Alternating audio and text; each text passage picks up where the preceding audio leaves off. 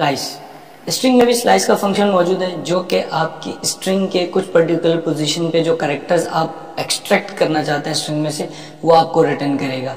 Array में भी हमने देखा था स्लाइस, वो एरे में आप एरे के जितने इंडेक्सेस बताएंगे स्टार्टिंग और एंडिंग उतने इंडेक्सेस उठाकर एक नई एरे रिटर्न कर देता है। स्ट्रिंग में जब आप स्लाइस यूज करेंगे तो आप एरे स्ट्रिंग के कैरेक्टर्स की पोजीशंस बताएंगे, तो आप जो इंडेक्स स्टार्ट और एंड इंडेक्स बताएंगे उतने कैरेक्टर्स उठाकर वो आपको एक नया स्ट्रिंग रिटर्न कर देगा। फॉर एग्जांपल अगर आपने कहा 1,6 एक्सक्लूसिव है एग्जैक्टली जैसे हमने एरे में भी देखा था, तो 1 2 3 4 5 ये कैरेक्टर्स आपको इन इंडेक्सेस पे जो कैरेक्टर्स होंगे उनको पिक करेगा और आपको रिटर्न कर देगा। फॉर एग्जांपल आपका स्ट्रिंग है हेलो, HELLO हेलो, आपने कहा कैरेक्टर लेकर आओ 1,3, तो 1 पर है E और 3 पर है L, तो 1 और 2 उठा के ले आएगा, 3 स्किप कर देगा क्योंकि 3 एक्सक्लूसिव है, तो 1 और 2 का मतलब है E और L उठाकर आपको रिटर्न कर देगा। तो आप स्लाइस के फंक्शन को एरे से स्ट्रिंग से स्लाइस के फंक्शन को स्ट्रिंग से वैल्यूज को एक्सट्रैक्ट करने के लिए यूज कर सकते हैं। किसी पर्टिकुलर इंडेक्स से आप वैल्यूज पिक करेंगे और उसको मैनिपुलेट कर सकते हैं, उस इंफॉर्मेशन को जो आप उस पर ऑपरेशन परफॉर्म करना चाहते हैं पहले उसको एक्सट्रैक्ट करें और फिर एक्सट्रैक्टेड पार्ट पे कोई भी ऑपरेशन आप परफॉर्म कर सकते हैं। यह आप एग्जाम्पल देखें, इसमें हमारे पास एक वेरिएबल है a equals to hello world और फिर आप कह रहे हैं var b equals to a dot slice 6,9, hello world 11 characters हैं। अब आप कह रहे हैं कि 6,9 तक कैरेक्टर्स उठा के ले आओ। अगर आप देखें तो H 0 पर है, E1 L2 L3 O4 5 पर स्पेस है और 6 पे W है।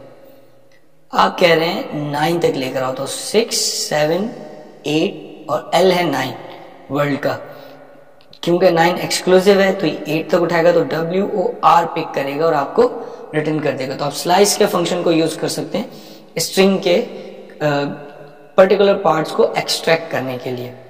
एक और एग्जांपल देखें, hello world a dot slice 6, again ये क्या कर रहा है कि आप कह रहे हैं 6 से इंडेक्स पिक करना शुरू करो, स्ट्रिंग के पोर्शन को पिक करना शुरू करो, 6 से पिक करो और आगे के तमाम कैरेक्टर्स पिक कर लो। तो ये वर्ल्ड से पिक करेगा, W से पिक करना शुरू करेगा और आगे के तमाम एलिमेंट, तो इसका मतलब पूरा वर्ल्ड पिक करके ले आएगा। इंडेक्सेस आप, क्योंकि स्ट्रिंग में भी तमाम कैरेक्टर्स इंडेक्सेस पर मौजूद होते हैं कैरेक्टर्स की एरे के तौर पे, तो आप तमाम कैरेक्टर्स को इंडेक्सेस से एक्सेस कर सकते हैं और आप इंडेक्सेस की बेस पे उसको मैनिपुलेट कर सकते हैं। तो इस वक्त आपने स्लाइस के फंक्शन के थ्रू जब आपने 6 पास किया तो 6 ऑनवर्ड्स पूरा उठा के ले आएगा। जब हमने 6,9 पास किया था तो 6 से 8 तक के कैरेक्टर्स उठा के ले आया था।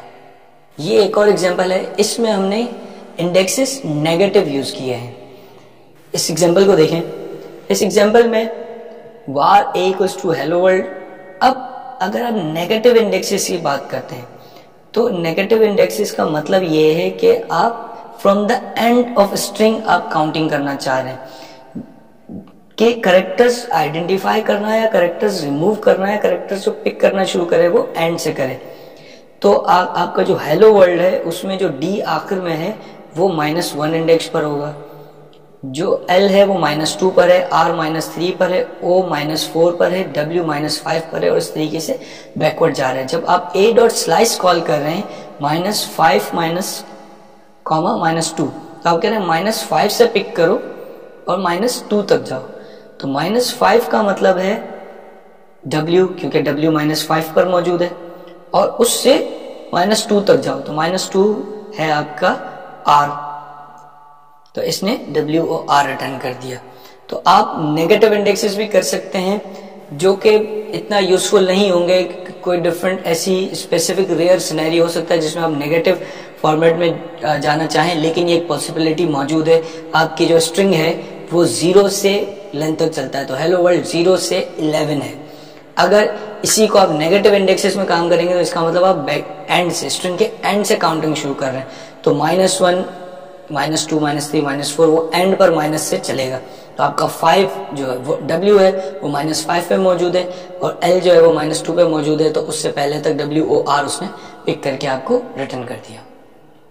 इंडेक्स ऑफ का फंक्शन स्ट्रिंग से आप किसी कैरेक्टर को ढूंढना चाह रहे हैं, किसी वर्ड को ढूंढना चाह रहे हैं, तो उसके लिए यूटिलाइज किया जाता है कि आप वो वर्ड पास करें इंडेक्स ऑफ में।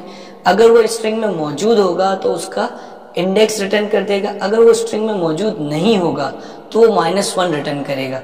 आपने जैसा कि आप यहाँ पे देख सकते हैं एक स्ट्रिंग है टू बी और नॉट टू बी। अब आप इसमें से ढूंढना चाह रहे हैं BE, तो वो आप इंडेक्स ऑफ स्ट्रिंग डॉट जो भी वेरिएबल है उस पर डॉट इंडेक्स ऑफ और उसमें बी पास कर दिया। तो जो पहली अक्यूरेंस बी की है, क्योंकि to be and not to be में बी 2 दफा आ रहा है, जहां पहली दफा बी मिलेगा वहां पर ये आपको रिटर्न कर देगा। जो पहली बी की अक्यूरेंस होगी वो आपको ये रिटर्न कर देगा।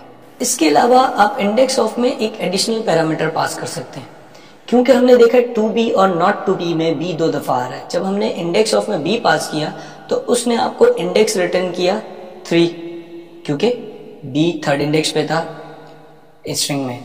लेकिन अगर मैं चाहता हूं कि बी जो वो ढूंढना शुरू करे वो थोड़ा आगे से जाके किसी एडिशनल इंडेक्स से जाके शुरू करे, तो आप पास कर सकते हैं जो भी वर्ड ढूंढना है और उसको एक इंडेक्स दे दें कि किस पर्टिकुलर इंडेक्स से ढूंढना शुरू करे।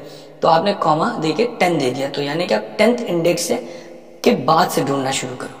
इसी तरीके से एक और फंक्शन है last index of. Index of string के स्टार्ट से वर्ड ढूंढना शुरू करता है, लास्ट इंडेक्स ऑफ स्ट्रिंग के एंड से ढूंढना शुरू करता है। जब आप इंडेक्स ऑफ कॉल करते हैं तो 0, 1 और 2 पे ही उसे बी मिल गया, हमने कहा इंडेक्स ऑफ बी, तो 0, 1 और 2 पे बी मिल गया, उसने इंडेक्स 3 रिटर्न कर दिया। लेकिन जब आपने लास्ट इंडेक्स ऑफ कॉल किया तो लास्ट इंडेक्स ऑफ ने एंड से ढूंढना शुरू किया। जब उसने एंड से कैरेक्टर ढूंढना शुरू किया तो उसे इंडेक्स नंबर 16 पे बी मिल गया, टू बी और नॉट टू बी, बिल्कुल आखिर में बी मौजूद था, तो वही बी लास्ट इंडेक्स ऑफ को मिल जाएगा। तो लास्ट इंडेक्स ऑफ में जब आप बी पास करेंगे तो वो 16 इंडेक्स पे मिल जाएगा। और जिस तरीके से इंडेक्स ऑफ में आप 2 आर्ग्यूमेंट पास कर सकते हैं, इसी तरीके से आप लास्ट इंडेक्स ऑफ में भी दूसरा आर्ग्यूमेंट पास कर सकते हैं कि कहां से ढूंढना शुरू करो।